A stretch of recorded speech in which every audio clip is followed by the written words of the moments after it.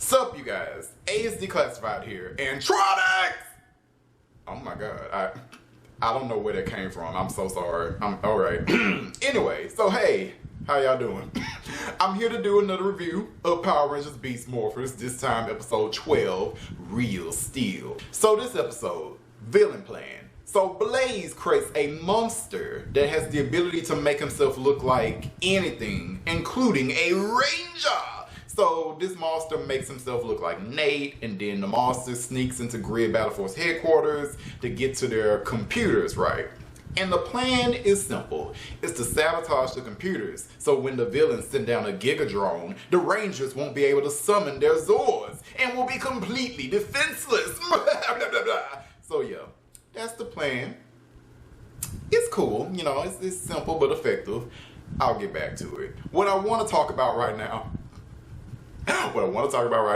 is Steel and Nate, because those two, they make this episode. They are the reason why this episode is very enjoyable. So, the beginning of this episode, Nate is just super excited because he created these new weapons called Cheetah Claws, right? One of which Ranger's getting those. So yeah, he creates these new weapons. He's super proud about it. Steel is bored. He is bored. And he asks Nate, can we please leave the lab? Can we go outside? Can we have fun? Can we go scuba diving? Can we go skateboarding? Can we pick up some bitches? Anything, can we please? Can we go have fun? And Nate is like, science is fun. How dare you disrespect science? You know, and they talking about this. And then Devin comes in with a basketball, and Steel is like, ooh, basketball. Can we go play basketball? Can you teach me how to play basketball? Let's do it, you know? And Devin's like, sure, come on, let's go. So Devin and Steel go to play basketball. Nate is pissed. Or rather, he's kind of jealous that Steel would rather go play basketball with Devin instead of being bored with him with science shit. So yeah, a rift starts to happen between Nate and Steel, and it only gets worse as the episode goes on. Like, there was a scene where, because of wacky hijinks, Steel almost breaks the Cheetah Claws in Nate's lab, and Nate was able to save them at the last minute. And after Nate saves them, he starts yelling at Steel like, you need to be careful, you almost broke my stuff, right? And then Steel responds, well, everybody knows almost doesn't count. So Steel responds with that, and then Nate replies with, baby, don't sing Brandy in my lab, okay? I wasn't even alive when that song came out. And now you listen to me. You need to be more careful. If you gonna act a fool up in my lab, then you're not gonna be welcome in here. And Nate was just going off on Steel, and Steel was like, damn, I didn't mean to upset you that much. I'm sorry, bro. But you know, Nate didn't give a fuck about none of that. Nate was just angry in this episode, man. Just angry, man.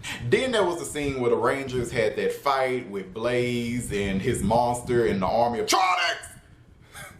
Seriously, what the fuck is wrong with Blaze? But anyway, the Rangers had that fight, right?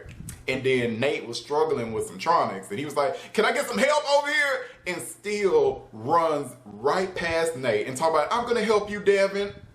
And he helps Devin fight Blaze. One, Devin didn't call for help.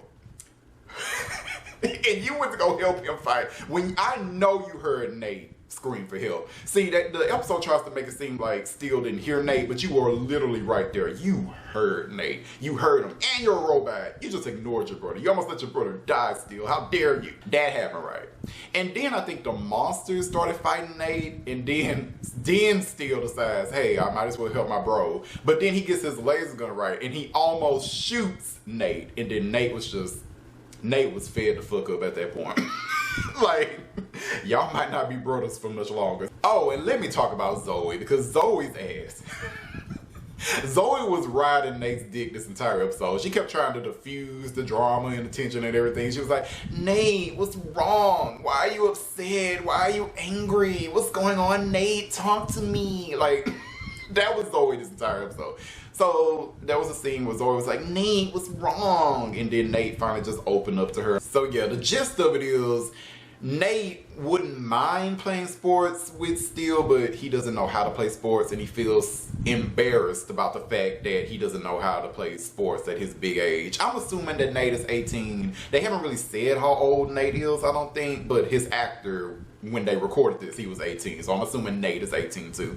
So yeah, 18 years old, don't know how to play any type of sports because he's a very sheltered person and stayed in the lab all the time. So he feels embarrassed by that, and I get it. I could understand why Nate felt the way he did and why he was jealous that his brother would rather play sports with Devin, you know, and the others. And I get it. I get it. All right, now let's get back to the villain plan, right? So at this point in the episode that I'm talking about, evil monster turned himself to look like Nate, and it sneaks into Grid Battle Force. Still figures it out. He figures out that there's a doppelganger Nate in the lab, right? He's like, there's no way my brother would be this nice. You must be evil. Okay, that didn't happen. But the point is, he figured out that that was evil Nate, right? Evil Nate and Steel are fighting in the lab.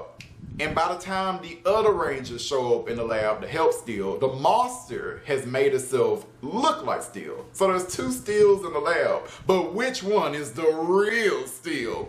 Title drop. So yeah, the Rangers have to figure out which one is the real Steel, and they figure it out. And while they're figuring out, Nate and Steel, the real Steel, hug it out, right? They hug it out, they make amends, like, we're brothers, bro. Let's hug it out, you know, they make up. The evil monster's like, fuck this shit, and then he just destroys the computer and leaves. The main three Rangers chase after the monster while Nate and Steel stay with the computer and try to fix it right. Because, you know, they're gonna need some Zords later. And this is where we get to my problem with this episode, right? Everything was going hunky-dory into this part. Okay, guys. Tension. Do we know what tension means? Power Rangers apparently doesn't, because they've been struggling with tension for years now. Okay, so this episode. Okay, the core three Rangers are chasing after that monster, and they're fighting it, and they're beating it easily, right? Even the Rangers comment on how this monster can fight. Okay. No tension here. We switch to another scene where Commander Shaw is on Nate's ass, talking about, you need to fix that computer, we need the Zords now! Keep in mind at this point, the villains have not sent the Gigadrone. They haven't sent a Gigadrone. At all. Now, I get, from Commander Shaw's perspective, I get why she would be trying to put the rush on this. She knows that the villains will send a Gigadrone, right? They are going to do that. But they haven't yet. And that's why the tension in this episode fails. Not only is the monster that the Rangers are fighting really easy to beat, the villains have not sent down a Gigadrone. And then when the villains do send a Gigadrone, in like the next scene, they send a Gigadrone down.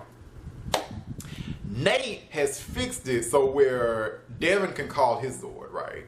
The other Rangers still can't call theirs, but Devin can call his. So Devin calls his Zord to fight the Gigadrone while Zoe and Robbie fight the smaller monster, the smaller Robotron.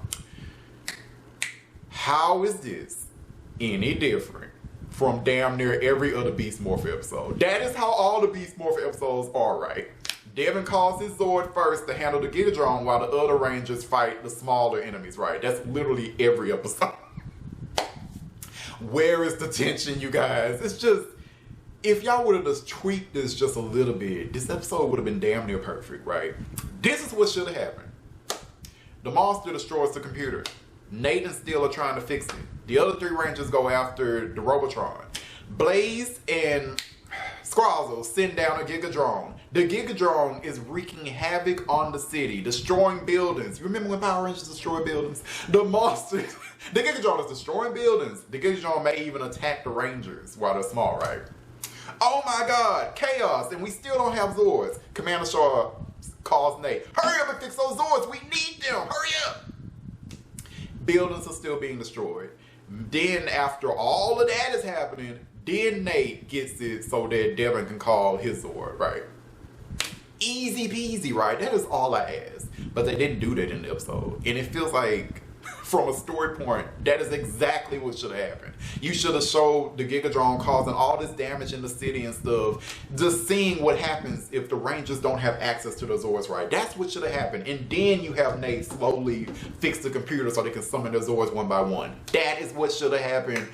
But it didn't happen, and it brings the episode down because it didn't happen. Alright, to wrap this up, Nate fixes the computer, Zoe and Robbie destroy the Robotron, right? It's time for Buster. They destroy the monster. Then they call their Zords, they form the Megazord, and they defeat the Gigadrone. Hooray. So yeah.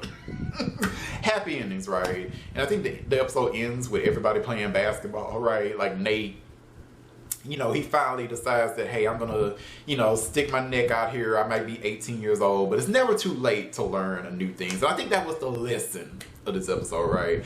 Even though, you know, it's an implied lesson. It's a subtle lesson. And I didn't even know that Power Rangers in 2019 knew the definition of subtle. But usually they beat you over the head with their lesson. But no, I mean, Nate didn't really say it's never too late to learn new things. He didn't say that at all. But it's implied that that's the lesson of the episode, right?